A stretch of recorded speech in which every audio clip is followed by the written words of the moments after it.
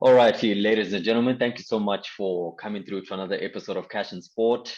It's been a long time since we've spoken, so I'm glad that we've got a really special person on the line with us today. I'm speaking to a man who just pulled off an amazing feat this past weekend, not only on his own, but I'm talking to Senzo Mbatha, Senzo Mazinyisa, a former footballer. There were people who were giving you props this past week. But Senzo on Twitter there, talking about your prowess on the pitch and an administrator of note. I'm an Orlando Pirates fan, so I know what this man did for my team in the treble-winning season. And then he went on into other administrative roles and then moved over to Tanzania and did maybe what some Tanzanians might think would be the unthinkable of moving from Simba to Yanga. But he's at Yanga right now, and they've just won their 28th league title, and they had fans all over the street in Tanzania. But Senzo, thank you so much for joining me this afternoon. I appreciate your time. Thank you very much for that elaborative introduction. Thank you very much for having me. I must say that I had an opportunity to follow you on Twitter as well. The work that you do. I love your analysis on the cash side of business and sport, especially football. So I'm looking forward to having a very good interactive discussion with yourself and those that will be listening or joining in at a later stage. No, absolutely, Senzo. And let's get right into the meat and bones of this discussion. You guys just won your 28th Tanzanian league title at Yanga. First and foremost, how does that feel? I mean, you've tasted success here domestically in South Africa, and you've tasted success in Tanzania, but the number of fans that we saw on the streets, I mean, those are goosebump type of moments. How does that feel? Look, I am still, at awe in terms of what I've experienced on a Sunday. And I've always known that we, as young Africans, we've got to support. Every time we go and play in these outskirts of the main cities, we always have a very serious following. You arrive at the airport, there's a number of people in droves coming to welcome the club and rather the team. So what I've seen in the streets of Dar es Salaam is something that I've never imagined. So still till today, it's an experience that I cannot compare to any. So like they say, you go out there, feel what it's like to be in other people's spaces, and then you can learn from it and appreciate what other people are doing outside your comfort zone. No, absolutely. To get to that space of having so many hundreds of thousands of fans on the street at the same time, there was a period where Young Africans wasn't really doing too well in the Tanzanian league. And there were quite a number of challenges. And as the team, you took on a stance to say, well, maybe there's some expertise that we need externally. Maybe we need some assistance in terms of guidance on how to better engage with fans and how to also turn around the fortunes of the team, not only financially, but also physically in terms of results on the pitch. Take me back to that point, what that was like at the time and the challenges that you faced, and then we'll go into how you essentially faced those challenges and got to the point now where you've won your 28th league title and you've got hundreds of thousands of fans filling the streets. First of all, I must commend this club for the visionary leadership that they had. If I remember well, I was still at Simba when they engaged the services of international brand like La Liga and Sevilla to assist them in charting their own transformation agenda in terms of how they transform their club to being a professional club. What models should they follow? It shows that these people knew what they were doing. The leadership knew that they they needed to do something to change their own fortunes. So when I joined in, it's not something that I had started. It's something that was already in the pipeline. The work was already been done. So when I joined the team, it was a little bit easier for me to get my hands dirty, because at least there was some movement in that regard. And the report had come back from La Liga. It was I think 400 and some odd pages report, which I had to go through with the respective committees. So you can see that there was a concerted effort from the leadership to change the fortunes of the club, to change how things are done, so that the club really become more professional. And as we all know, when you start doing things professionally, a lot of things change. The manner in which you operate, the type of people you attract to the club, type of players, the type of investment you attract. So there's a number of domino effects that come with the process that they've undertaken. Yeah, if you don't mind me asking, a report was done. What are maybe some of the key pillars that they identified as issues that needed addressing, or how you could have implemented things differently in order to modernize the club per se? You see, one of the biggest focus was on, number one, the club ownership. You will remember that in Tanzania, our clubs are owned differently. They are owned by a community. They're owned by members. So what the report did, they went and did some research in terms of what are the common club ownership models which are there. You find that one model is a private company versus a community club. Others are clubs that are investor-based clubs, like your Men U's and stuff. The insertions of the oil money into English Premiership. There's also, clubs which are basically owned by individuals, which is something which is prevalent in South Africa. Yes, so correct. one of the main pillars that they looked at was, what type of ownership do you want to have as a club? And then we opted to have a combination of two, which is we are a community-based club. However, we allow investment into our club. So in that way, the ownership and the ownership of the club will always sit with the community, which is the members. Also, you must understand that Tanzania has passed a law that whoever wants to invest in these clubs can invest as much as they want, but the club will always be 51% owned by the members. So one of the main pillars was how the club ownership a model. Pillar number two was structural reforms. How do we structurally reform the club?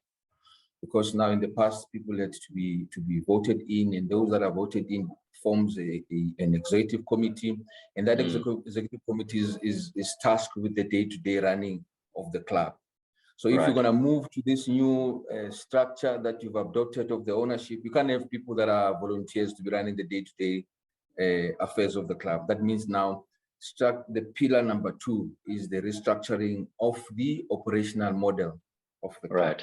Essentially professionalizing the management. Streamlining it and make sure that things are done accordingly.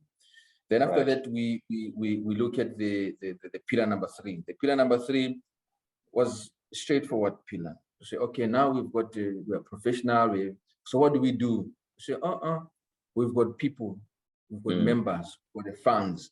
So we took the fund engagement as a pillar itself. So pillar number three is fund engagement. How do we engage our fans? How do we engage our members? How do we monetize them? How do we ensure that there's a continuous interest from our members to be shareholders of this club? How do we bring them into the new system to ensure that they feel that they're part of this new process that we're going to take? So that will be pillar number three, which is fans engagement. And then pillar number four, we came up with the investment. So how do we ensure that this investment that we are bringing into the club is people who are credible, people who will invest for the future of the club, and not people who come today, tomorrow they invest, they come and steal the club, they run away. So the investment becomes pillar number four. all the investment functions and collaborations and the efforts of the club, they become a pillar on its own. You know. Right. Then the last pillar that we addressed was a pillar around the development of the sports. You know, the development of the club. And that development, you've got your athletes development, you've got infrastructure development, you've got anything that has to do with the development of the club for the longest of time. You know, we want to build a stadium, we want to build a training facility. You know, that is a pillar on its own that we need to focus. You know, clubs all over Africa, I mean Europe, what we termed as a pillar number 5. Them is pillar number 2 or number 1, because they need infrastructure for them to exist. They need infrastructure for them to be able to interact, to run their business and stuff. We Africa, we still rely on leasing the land. We still rely on leasing offices. You know, so those are the 5 pillars that the report came back with from La Liga. Right. No, absolutely. So that work that was done in La Liga was in conjunction with the Football Club Sevilla, as you mentioned earlier on, and you entered into a consultancy agreement, and essentially under the consultancy agreement, La Liga, they would assist with management activities with fans, digital transformation, marketing and sales, economic control, digitalization, and international development. But I mean, you touched on all of those, but I'm just talking about, you know, there was a holistic look into, you know, what is this club about? And there was a top-down approach towards dealing with every single aspect of club management, you know, in order to make this club a success. Now, the one that I'm really interested in talking to you about is the one that I engaged you on social media about on the weekend, which is specifically this issue of fans and fan engagement. You know, research has shown that a lot of fans, up to 79% of under 25s, are engaging with a second screen. They're looking at, while they're watching a football game, they have other, you know, interesting topics which they're looking at on their mobile devices. They're not only engaging with football. So football has a lot of competition that it has to, you know, to stave off, you know, to ensure that attention stays on the game and people are watching the game and engaging with the game. So now let's take a look at what you guys have done in terms of your audiences and how you've managed to reach that audience. What sort of processes have you gone under in order to get to understand who your audience is and reach that audience? Thank you very much for that question. You know, I think one of the most important things that we need to do is to also differentiate these engagement platforms. You know, the most popular platform are the socials, which is Instagram and Twitter and all of those. Those are the social popular engagement platforms that we use to engage our fans and members. But those are third-party controlled, so to speak. You know, you don't have to follow them entirely. While we might have a dashboard that tells you that this how much interactions we have, this how many followers we have, this how many, you know, the type of engagement you do, that is a normal engagement of videos, feedback, and you know, scores and some topics which are of interest. If maybe I can take you back, I went and do some quick research.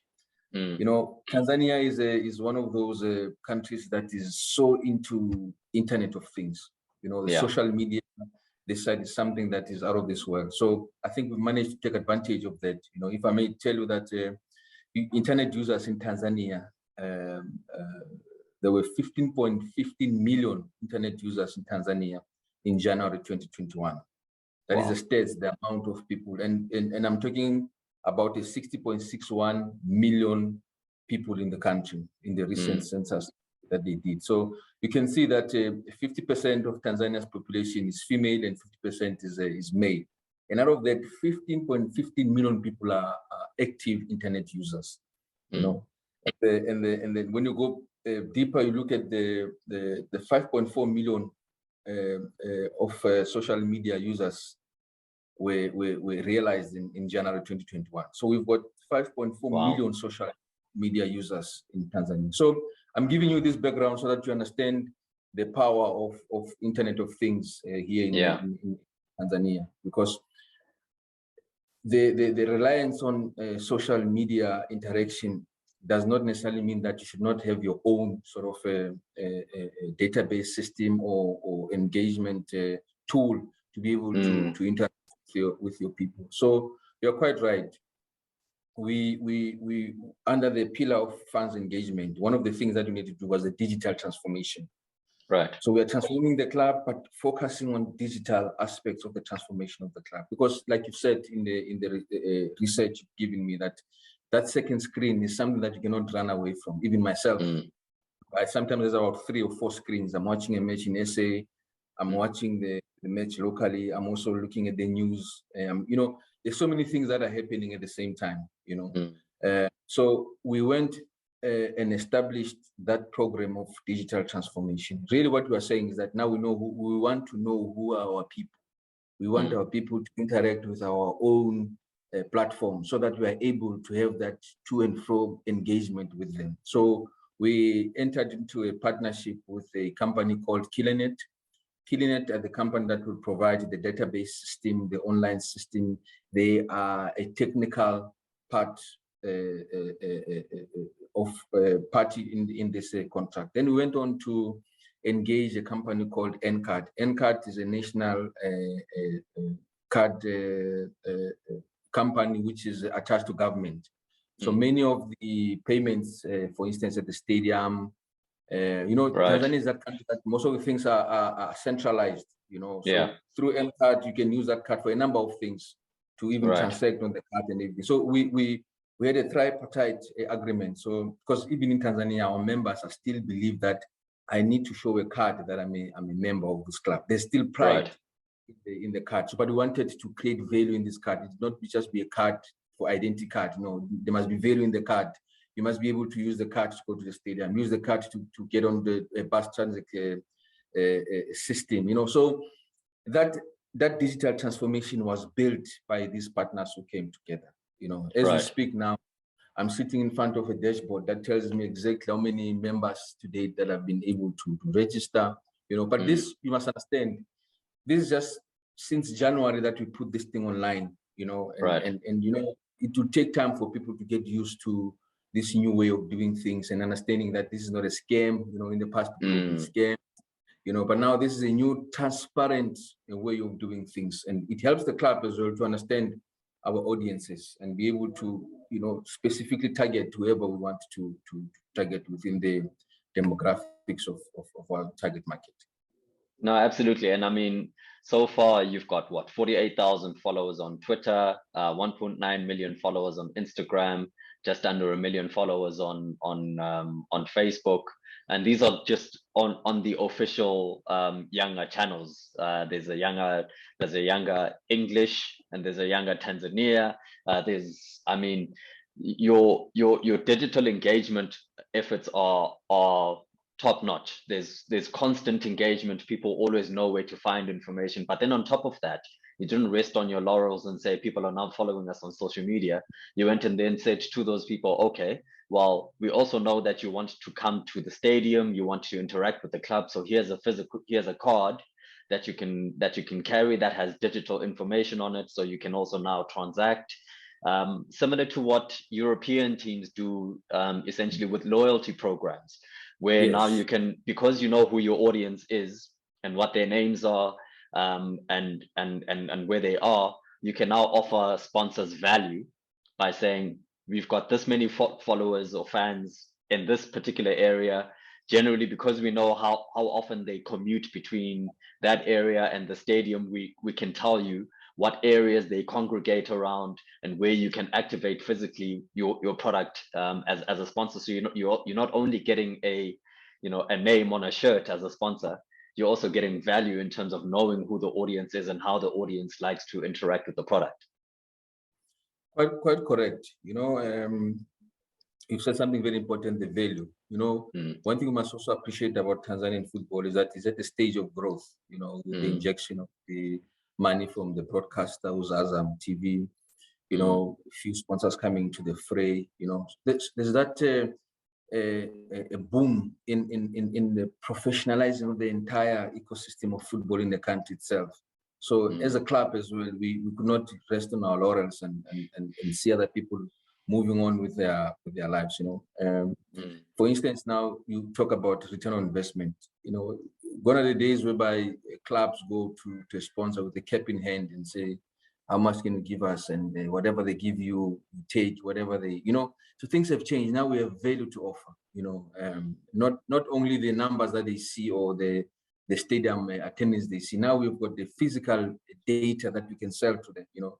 As I said to you, this program started in January and we are building it up. Already we are seeing big numbers, you know. For instance, even that database of us is divided into two participants. Participant number one are the members. These are the people that are shareholders of the club. They will pay a certain subscription fee. That money will be divided according to the cost of the card, the cost of the subscription, and all these other costs that comes with it. Now we are on phase 2 of that participants, which is now funds.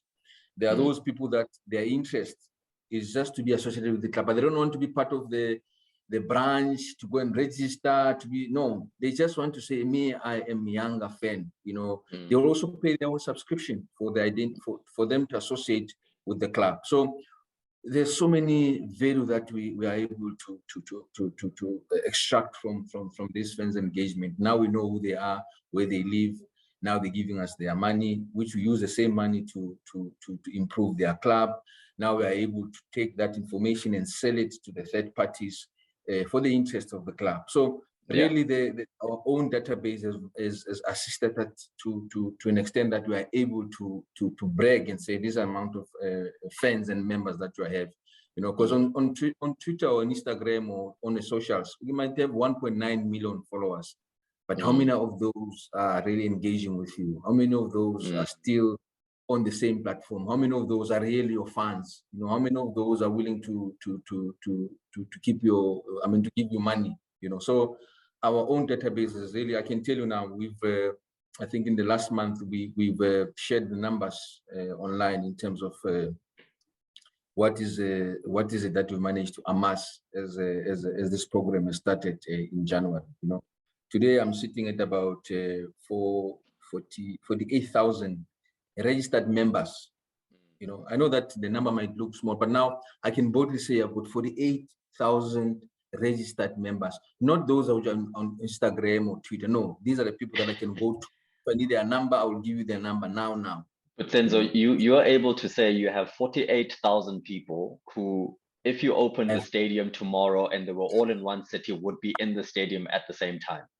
That a lot of clubs can't give you. I mean, we've got clubs, and if I bring it back to the local element, where on average a club would have 13,000 fans at a stadium, and that's even high for a lot of PSL teams. Now, when you say you've got 48,000 essentially card-carrying members who are registered, and a large number of them pay membership fees, which you can then monetize and use towards efforts, you know, to improve the club. That's massive.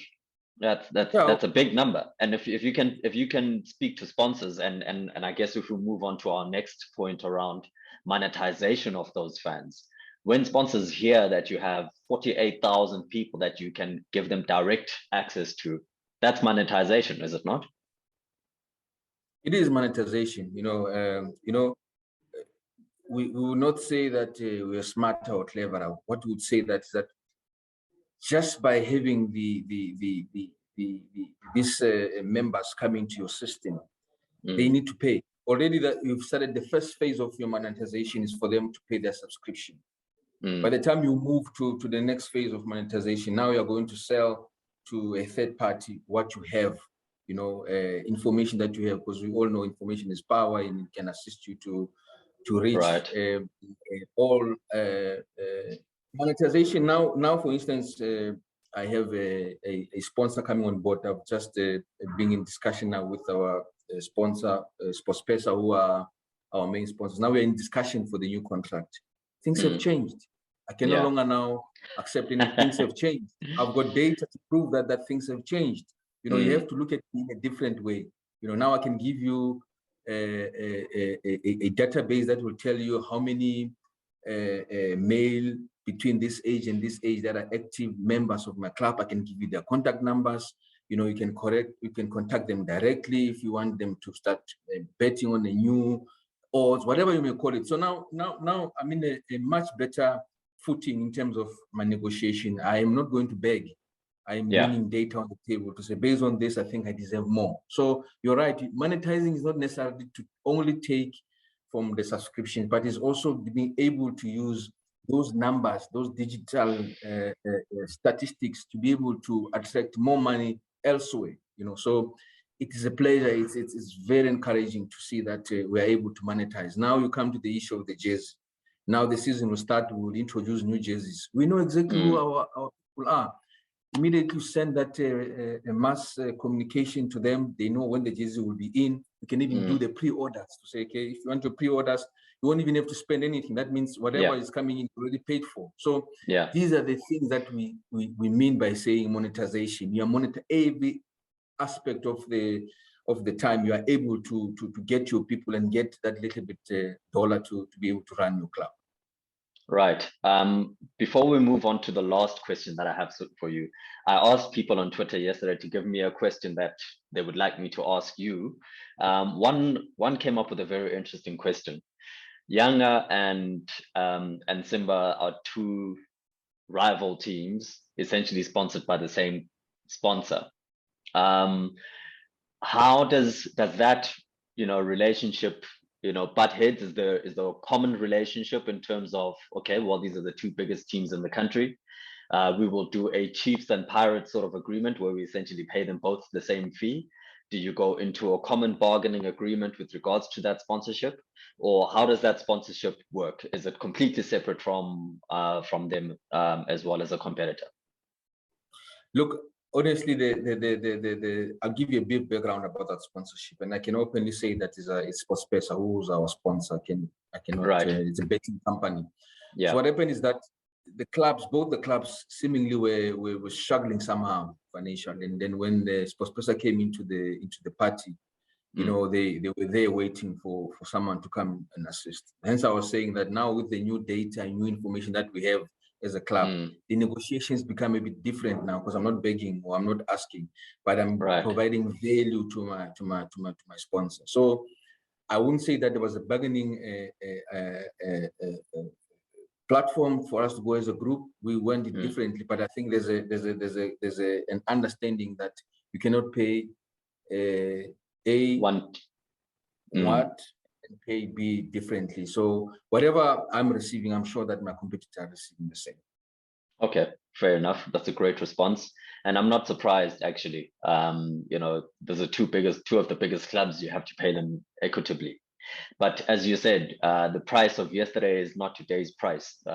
There's a very famous Fat Joe meme that's been going around that says the price of yesterday is not today's price, and you've used data and insight to basically prove that. And now you're going to go into a negotiation armed with relevant data to prove that you're worth whatever it is that you're going to be asking for.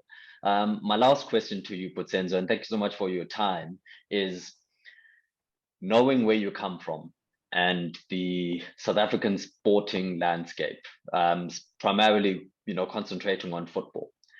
What sort of advice would you give administrators who are looking to attract more sponsors and attract an audience in a situation where revenues are decreasing in the league,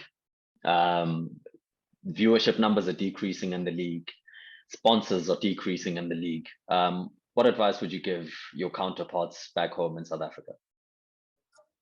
Look, South Africa is a very unique country when it comes to fans and supporters. Obviously, there's those traditional clubs that will forever be supported, but they can really do much better to ensure that they are closer to their people. Let me tell you something. one thing I've learned and I've seen throughout my career is that when we are closer to your people, when fans and everybody they feel the sense of ownership in the club, those are the people that are bound to ensure that whatever happens on Saturday, my team is playing at 3 o'clock. I will be there at the stadium to support my team. Whatever my team puts out there as a merchandise to be sold to support, I'll be the first one to buy. I still believe that because of which is not a bad thing, because of the success that we had commercially as a league, we had sort of relaxed, thinking that these income streams would come forever. We never anticipated that there would be a stagnation at some point, and also even a decrease of that income. So I would say that let's start small. Let's start and develop a community sense of support for the club. You cannot be a club that is based in Tembisa, but you cannot pull people to the Tembisa Stadium. You cannot be a club that is based in Nepal, but you have kids playing outside the stadium, and a lot of people are supporting that amateur football which is taking place. When you play a 3 o'clock or 4 o'clock match as a club in the Val at Josh Tabby Stadium, as an example, there should be no one anywhere else except in the stadium. I still believe that we need to go back to the basics. We need to encourage people to be part of our clubs, create partnerships, these clubs that amateur clubs around your big clubs, the schools, that's where we can start, because the older people do take more effort to convince them to be part of your club. So I'm saying that let's do anything possible, especially now with the Internet of Things. We are able to reach these kids. We are able to reach these markets. Let's go back to our people. Start within your radius of maybe 100 meters. That's where you start. Let's go back to the basics of identifying with our surroundings, identifying with the programs and social programs around our clubs. Let us go giving back to your communities, not necessarily just to go and donate. It's a relationship thing. We need to go back to our communities. My advice would be, guys, let's look at other ways to engage our fans. Let's look at other ways to bring money into the club. The sponsorship will dry out. We'll only be able to pay players at the end of the day. It will be difficult to keep our teams going. Wow. But Senzo, thank you so much for taking the time to speak to me. I appreciate your time, your wisdom, and your clear articulation of problems and solutions, because at the end of the day, it doesn't help to whine about past mistakes. You can only look forward and fix the problems that are in front of us. So thank you so much for your time, and we will speak to you again at some other time, talking about a different aspect of the business of sport. Thank you very much. I appreciate your time as well. I appreciate this engagement. It's good to engage in this fashion. At least it's taking us somewhere. Hopefully something can be learned, and we are able to take our football forward. I'm a very optimistic individual. I believe that most of the challenges we're having back home, especially in our football, is something that we can overturn. It might not happen overnight. It might take some time, but I'm pretty sure that it's something that we can turn around. And we're not far off. It's not like it's all doom and no. It's just things that we need to look at, re-strategize, realign ourselves. We will be there. We'll be there. Thank you so much, Senzo. Appreciate your time. You're welcome. Thank you.